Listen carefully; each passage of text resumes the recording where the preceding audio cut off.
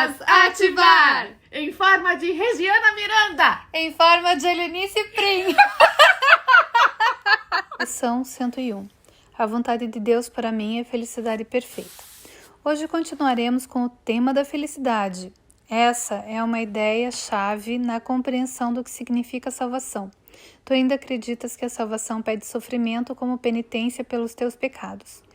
Isso não é assim. No entanto, não podes deixar de pensar assim, enquanto acreditas que o pecado é real e que o Filho de Deus pode pecar. Se o pecado é real, então a punição é justa e não se pode escapar. Dessa forma, a salvação só pode ser comprada através do sofrimento. Se o pecado é real, a felicidade tem que ser uma ilusão, pois ambos não podem ser verdadeiros. Os pecadores só autorizam a morte e a dor, e é isso que pedem, pois sabem que isso espera por eles e os acharás em algum lugar, em algum momento, de alguma forma, que saldará a dívida que têm para com Deus. No medo que sentem, querem escapar de Deus, mas mesmo assim, Deus os perseguirá e não podem escapar. Se o pecado é real, a salvação tem que ser dor. A dor é o custo do pecado, e não se pode nunca escapar de sofrimento se o pecado é real. A salvação tem que ser temida, pois ela matará, porém lentamente, privando-te de tudo antes de consentir em oferecer o privilégio bem-vindo da morte a vítimas que são pouco mais do que ossos antes da salvação ser aplacada. A sua ira é sem limites, sem misericórdia, mas totalmente justa. Quem buscaria tal selvagem punição? Quem não fugiria da salvação e não tentaria de todas as maneiras abafar a voz que a oferece? Por que alguém tentaria escutar e aceitar a sua oferta? Se o pecado é real, a oferta da salvação é a morte, imposta de forma cruel à altura dos perversos desejos nos quais o pecado nasceu. Se o pecado é real, a salvação veio a ser o teu amargo inimigo, a maldição de Deus sobre ti que tem crucificado o seu filho. Hoje precisas dos períodos de prática. Os exercícios ensinam que o pecado não é real, e tudo que acreditas que não pode deixar de vir do pecado nunca acontecerá, pois não tem nenhuma causa. Aceita a expiação com a mente aberta que não alimenta nenhuma crença remanescente de que tens feito um demônio do Filho de Deus. O pecado não existe. Hoje praticaremos esse pensamento com a maior frequência possível, pois é a base da ideia para o dia de hoje.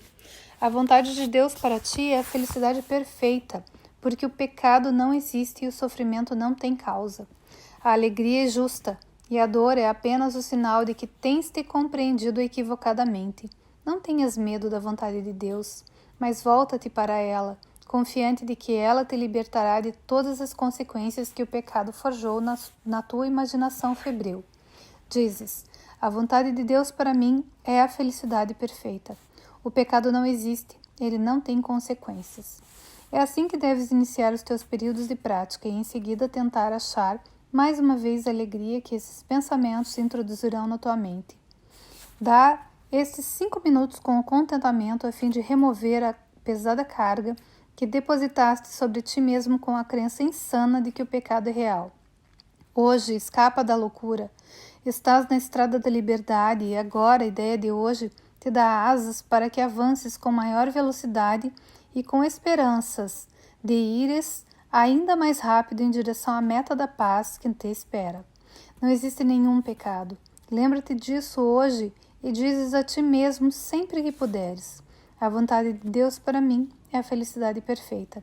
Essa é a verdade, porque o pecado não existe.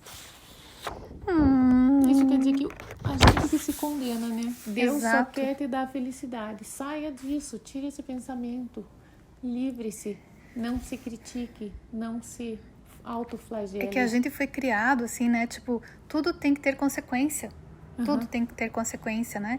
Então, a gente agora ler e entender que a vontade de Deus para mim é felicidade perfeita e que o pecado não existe, ele não tem consequências, é quebrar uma crença muito grande.